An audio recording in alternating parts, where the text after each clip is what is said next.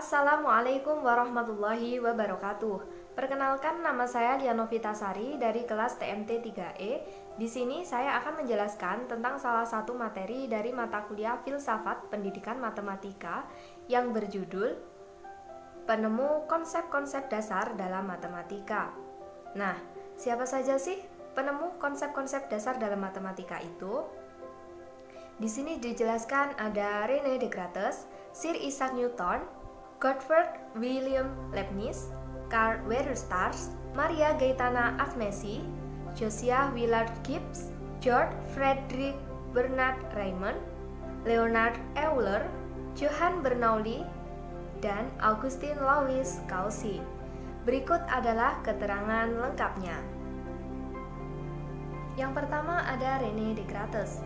René Descartes ini lahir di Touraine, Perancis pada tanggal 31 Maret 1596 dan meninggal pada tanggal 11 Februari 1650. Ia dikenal sebagai ahli filsafat modern yang pertama, penemu biologi modern, ahli fisika, dan juga seorang matematikawan.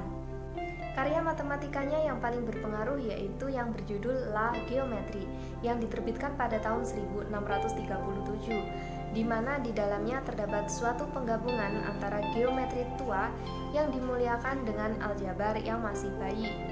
Kemudian bersama dengan Pierre Fermat, atas gabungannya tersebut diberi pujian, dan yang saat ini kita kenal dengan sebutan geometri analitik atau geometri ordinat. Kemudian penemu yang selanjutnya yaitu ada Sir Isaac Newton.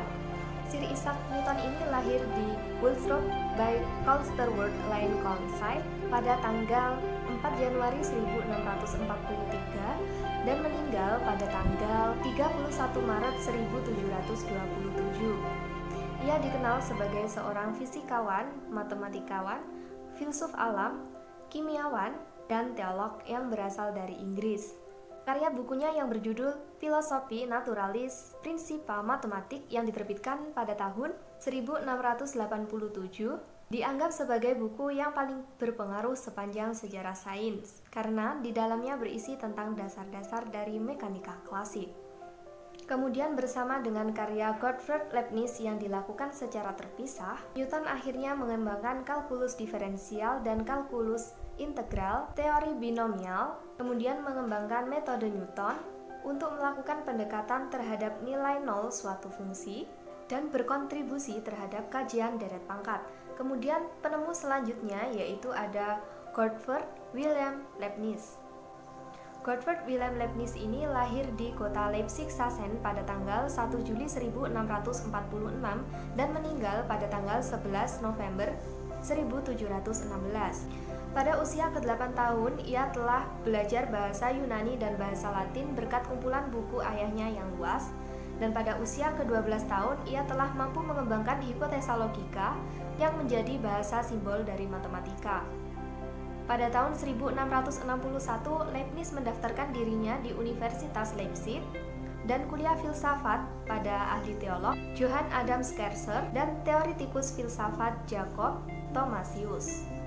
Pada tahun 1663, Leibniz berpindah di Universitas Jena untuk belajar lebih lanjut di bawah ahli matematika, fisika, dan astronomi Edhard Beagle untuk membedah pemikirannya mengenai Pythagoras. Kemudian pada tahun 1684, Leibniz sudah mulai mempublikasikan penjelasan mengenai karyanya secara penuh. Di dalam buku catatan Leibniz dapat ditemukan gagasan-gagasan sistematis yang memperlihatkan bagaimana Leibniz mengembangkan kalkulusnya dari awal sampai akhir, di mana pada catatan Newton hanya ditemukan pada hasil akhirnya saja. Bisa dikatakan mungkin Leibniz ini merupakan pencipta lambang matematika terbesar, seperti nama kalkulus diferensial dan kalkulus integral, sama halnya dengan lambang-lambang dy per dx dan f untuk turunan dan integral. Kalkulus juga berkembang jauh lebih cepat di daratan Eropa daripada di Inggris, karena sebagian besar disebabkan oleh keunggulan perlambangannya. Kemudian penemu yang selanjutnya yaitu ada Carl Weierstrass. Carl Weierstrass ini lahir di Jerman pada tanggal 31 Oktober 1815 dan meninggal pada tanggal 19 Februari 1897. Ia mengembangkan tentang teori lengkap deret fungsi dan menyusun legitimasi operasi-operasi sebagai pengintegralan dan pendiferensialan suku demi suku. Ia pernah belajar hukum di Universitas Bonn meskipun gagal memperoleh gelar. Namun, ia mampu menerbitkan karya matematikanya sehingga bisa lebih dulu untuk mengajar di Technical Institute Berlin yang kemudian juga mengajar di Universitas Berlin. Ia merupakan seorang pemikir metodis yang cermat. Ia selalu bersikeras pada ketetapan lengkap di semua matematika dan menetapkan pembakuan yang diakui sampai hari ini. Kemudian tokoh yang selanjutnya yaitu ada Maria Gaetana Agnesi.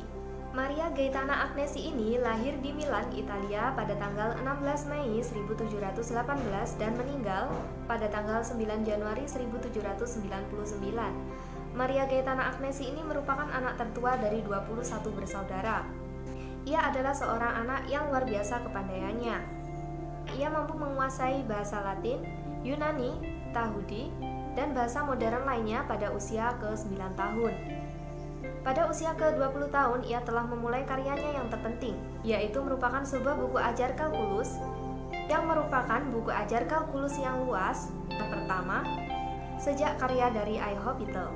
Karya bukunya itu dapat memberinya banyak kehormatan, termasuk pengakuan oleh Kaisar Maria Theresa dan Paus Benedict XIV.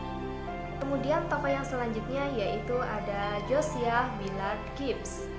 Josiah Willard Gibbs lahir di New Haven, Connecticut pada tanggal 11 Februari 1839 dan meninggal pada tanggal 28 April 1903. Ia merupakan wisudawan dari Yale yang pernah belajar di Paris, Berlin, dan juga Heidelberg.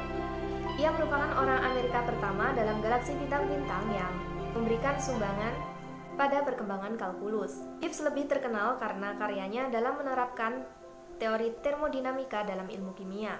Dimulai sekitar tahun 1880, ia mengembangkan perlambangan dan aljabar vektor-vektor. Dan pada tahun 1901, perlakuan penuh atas gagasan-gagasannya disajikan oleh salah satu mahasiswanya yang bernama E.B. Wilson dengan judulnya Vector Analysis. Kemudian tokoh yang selanjutnya yaitu ada George Friedrich Bernard Riemann. George Friedrich Bernard Riemann ini lahir di Jerman pada tanggal 17 September 1826 dan meninggal pada tanggal 20 Juli 1866. Pada tahun 1851, dia menerima PhD-nya di bawah oleh Gauss. Setelah itu, ia tinggal di Göttingen untuk mengajar, kemudian 15 tahun akhirnya meninggal karena penyakit TBC. Makalah-makalah matematikanya menetapkan arah baru dalam teori fungsi kompleks dan juga perkembangan dalam teori relativitas Einstein yang memuncak pada waktu 50 tahun kemudian. Salah satu karyanya dalam kalkulus adalah definisi modern tentang integral atau yang kita sebut dengan integral Riemann. Kemudian tokoh yang selanjutnya yaitu Leonhard Euler. Leonhard Euler ini lahir di Basel pada tanggal 15 April 1707 dan meninggal pada tanggal 18 September 1783.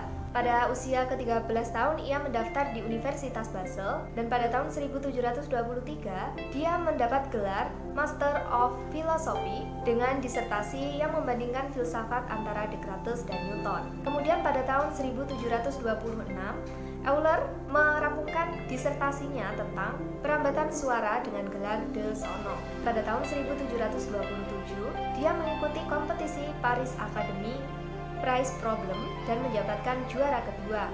Kemudian memenangkan kompetisi tahunan yang didambakannya 12 kali sepanjang karirnya. Ia juga menyumbangkan tulisannya yang setara dengan 75 buku tentang matematika. Ia merupakan tokoh dominan dari matematika pada abad ke-18 dan merupakan pengarang matematika paling subur sepanjang masa.